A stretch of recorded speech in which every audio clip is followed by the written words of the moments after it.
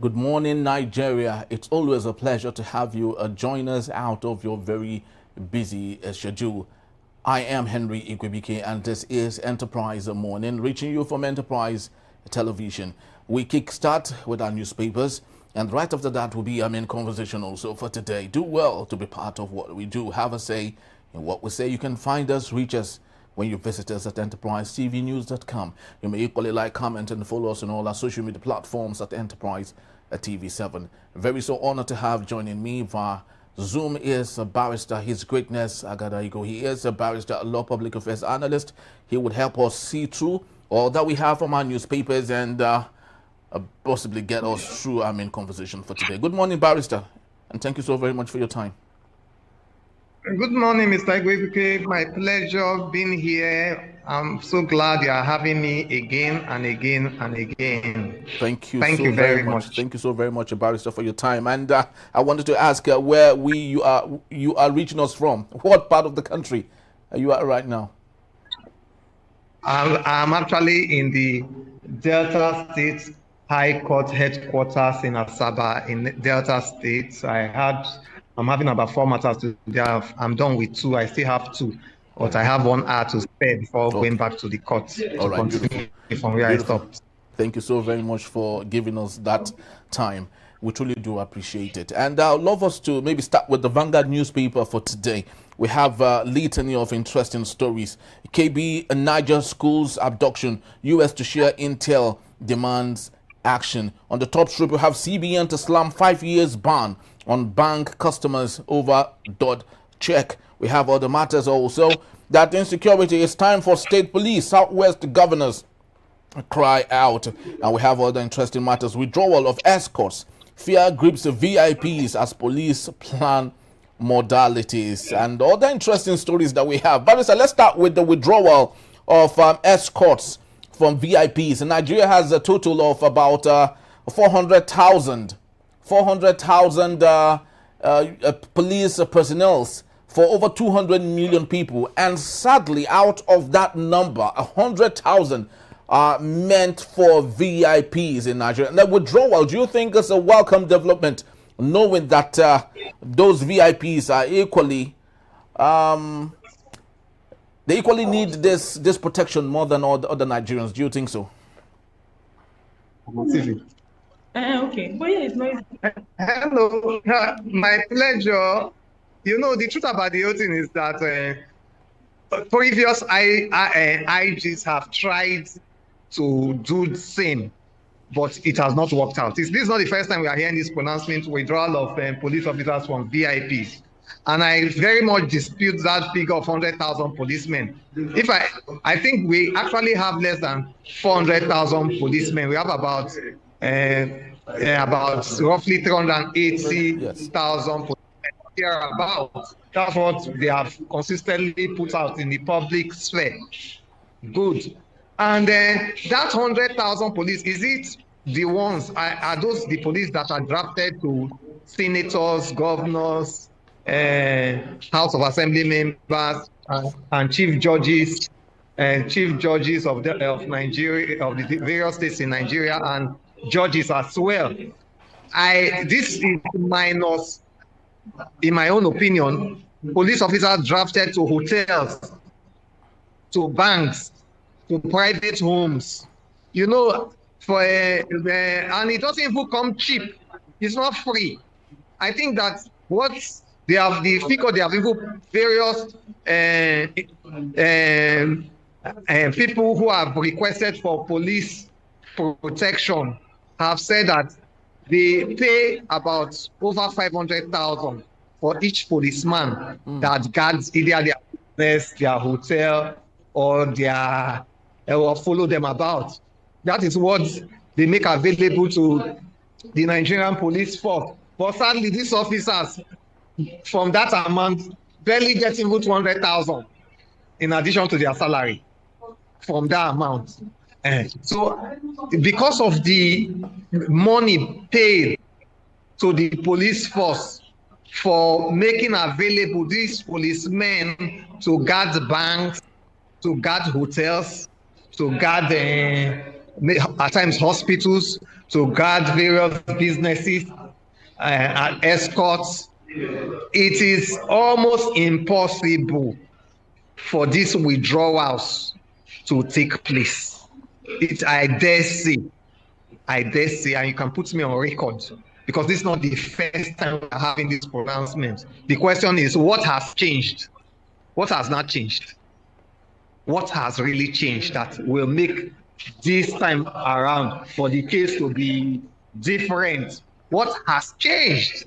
So the point is that because of the amount paid to the Nigerian police force for sending their officers on what I will call special protection mission, special protection operation, it is almost impossible to just simply blot out that program and cease making police officers available to VIPs. It is almost impossible. Just imagine a government houses, for example, they have a full accommodation, almost like a barrack for policemen. I doubt whether any government house has allocation for policemen less than 300. Less than 300 who are drafted to guard, to follow the governor, to guard his official residence, to guard his private residence, to guard the first lady, to guard the first lady's office, to guard the commissioners, to guard the other place of interest of the governor. So you can simply not just stop it. You know, in Nigeria, we always embark on what I refer as a wild goose chase. What should be done? You don't just, it should not be a knee-jerk approach. Number one, the challenge is, instead of the 10,000 constables, the program recruiting 10,000 constables a year, which there was conflicts of interest between the office of the IGP and that of the Police Service Commission on who has the authority to recruit 10,000 constables a year. Why don't you go ahead and do radical recruitment into the Nigerian police force, so that after giving VIPs certain quota allocation in terms of allocation of police officers, we'll still have a retinue of a high quorum that we can move around in Nigeria. That's number one. Then number two, before you even think about withdrawing police officers from VIPs, if the government does not want to be seriously embarrassed, you must have seriously handled the security issue in Nigeria, or you see that VIPs will not become what we call soft targets in terms of armed robbery, in terms of kidnapping, and in terms of other violent crimes. So you don't solve a problem by creating other problems. After you have addressed, and you need to also introduce the use of technology into our law enforcement functions in Nigeria. In America, once a crime is reported, or once you call 911, it takes about 3 minutes for a policeman, a police squad to arrive at the scene of the alleged crime. In Nigeria, it takes over 5 hours. Usually, they only come when the perpetrators of the offense have long absconded. That's when they arrive, and we have seen it play out every now and then. Every now and then. You saw the other day that in the streets of New York, we saw a whole French president walking on the streets freely.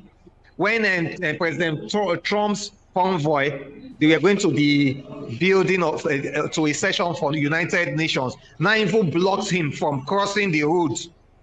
He was working freely. Have we gotten to that stage where that's the heads of a sovereign state, where even a House of Assembly member can walk freely on the streets? Have we gotten there? So until you now solve this, when you have solved the very hydra-headed security situation, before you can now start by reducing the number of police officers or law enforcement officers that are attached to VIPs, before you now move further to completely eradicate it, whereby a VIP can feel safe being in the train without any escort. For now, it's not feasible. Even on the plane, VIPs still have escort in the plane.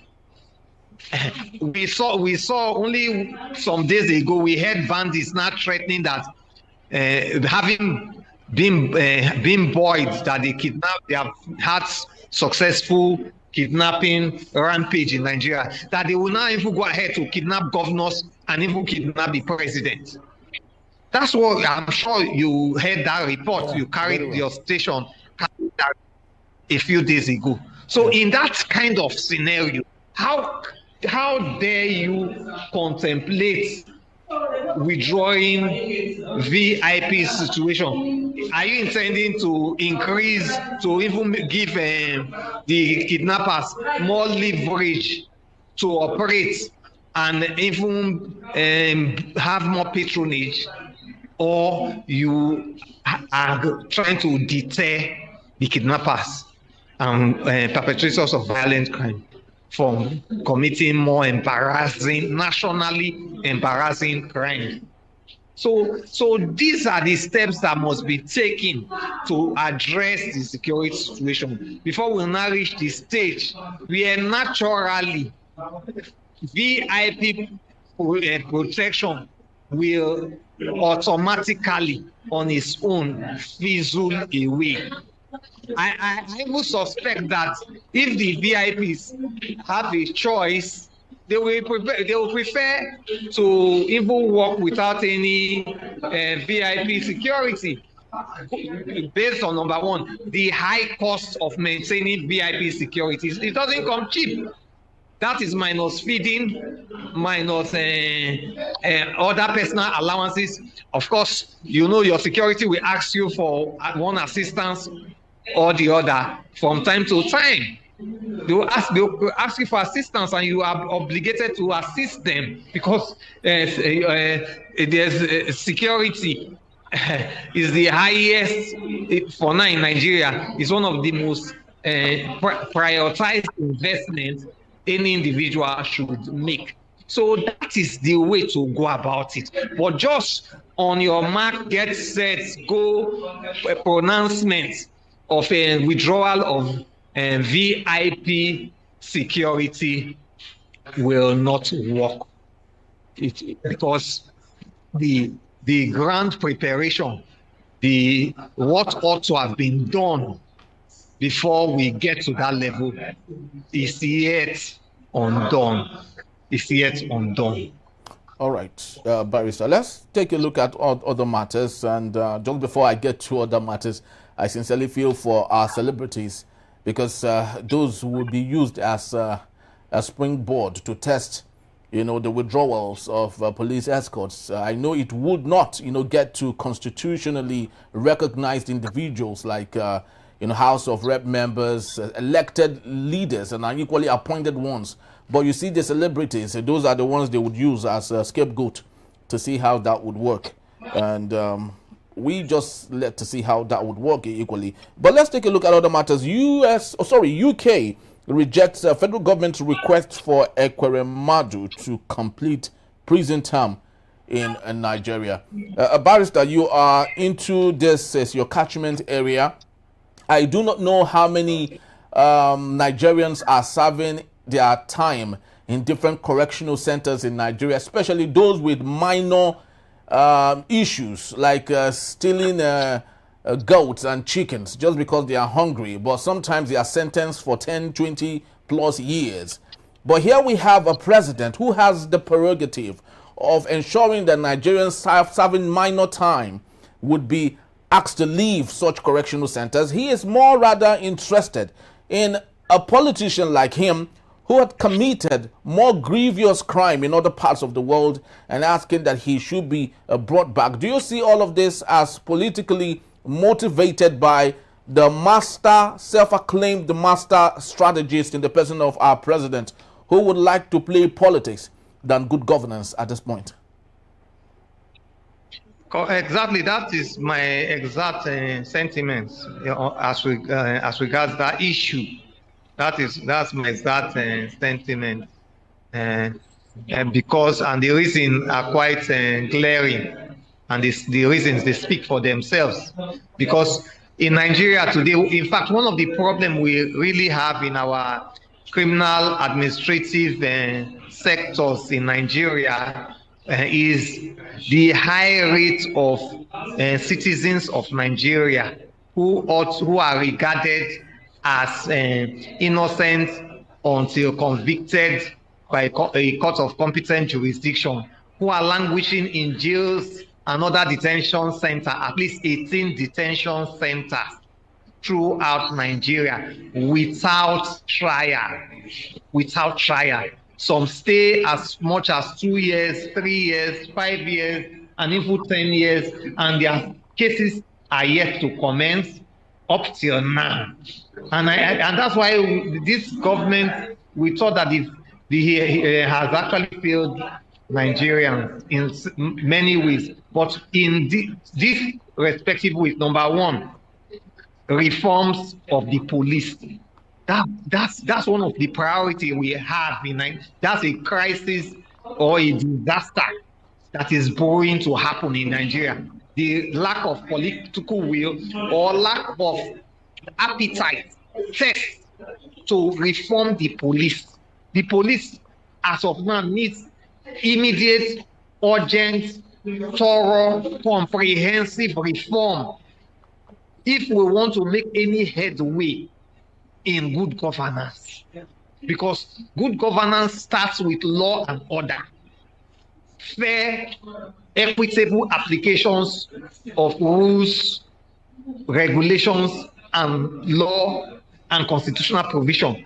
And clearly that is completely absent in prosecuting law and order by law enforcement agents in the Nigeria of now. So the police needs immediate reform.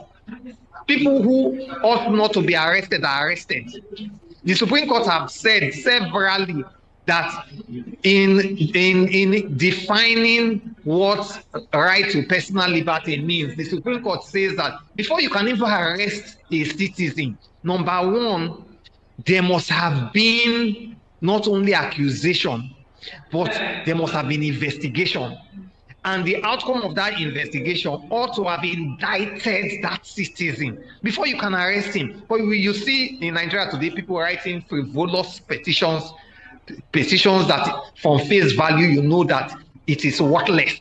And yet for such reasons, people are arrested, detained beyond 48 hours, remanded in prison for 1, 2, 3, 4, 5 years without the case being brought to a court of competent jurisdiction. So we must reform the police as of necessity, as a matter of emergency.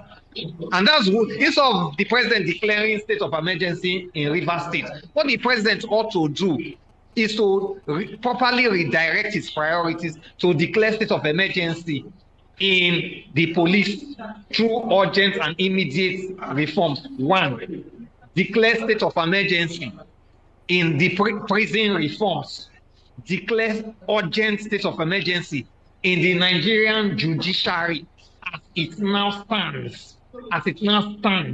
Where it is unable to secure the vast aspiration, desire, and confidence of majority of Nigerians who are lords of the court and lords of the judiciary.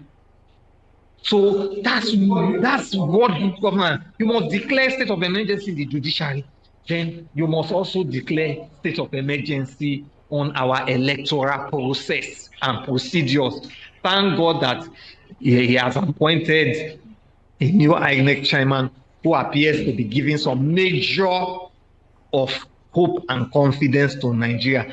But over and beyond that, the processes and procedures of balloting, of recruitment of leaders needs urgent declaration of state of emergency, not for personal aggrandizement, but for the good of our federation, for the good of our citizenry, for the good of the continuous existence of Nigeria. These are the priorities. These are the things that cannot wait to be attended to now, not the Ekemadu's case that has already been settled in UK by a court of competent jurisdiction. And of course, he has his right of appeal.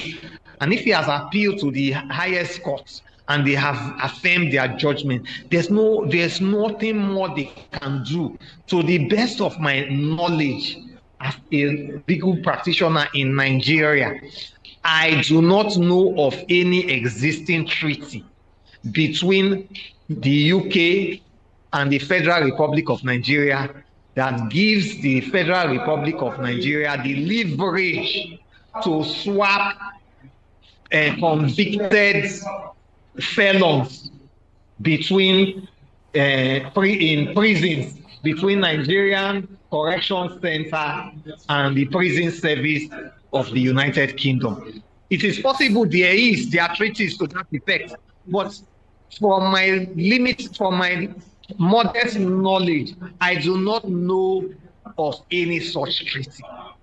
And I humbly and fully believe that no such treaty exists, because we have not seen it being applied in practice all this while.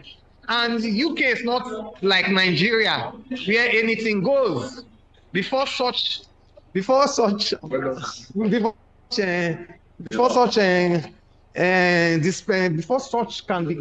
can be effected, they too, they must have a treaty, they must have a regulation that accommodates transferring people convicted in the United Kingdom to serve partially or fully their terms of sentencing. Their terms of sentencing in the Nigerian Correctional Center. In the absence of any such regulation, it is completely impracticable for the UK to subscribe to such a request from our president, Bola Ahmed Tinubu. But like we have agreed, that should not be the priority.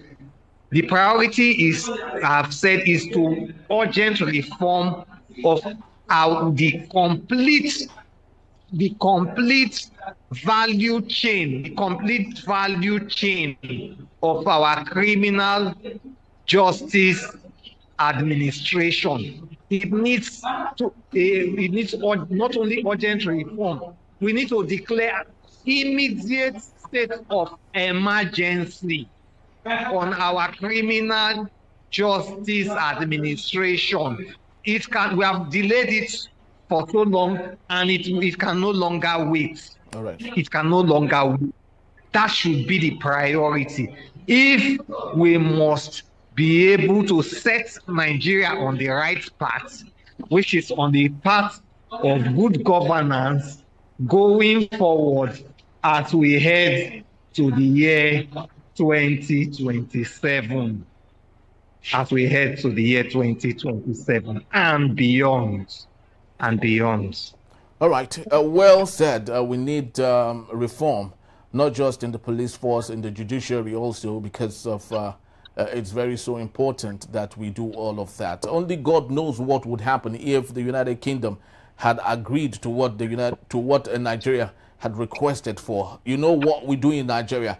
If Ekweremadu had the opportunity of coming back here, all he needs to do is to stand on his mandate, stand on the mandate, and he will be let loose. And the next thing you see, he is campaigning for the party that had asked him to stand on the mandate, and many other miracles would happen as a result of that. But of course, just like Barrister did say, the UK is not Nigeria. They respect the rule of law, like us, that we do not respect our own constitutions and the rule of law and areas of engagement. Well, that's all we have for this particular segment. Just to let you know, the barrister will still be here to take us on our main conversation. That is when we return. Onanuga accuses Niger CAN, that's the Christian Association of Nigeria chairman, of hiding facts in school kidnap case. That in the beat is still Enterprise Morning. Don't go anywhere. We'll be right back.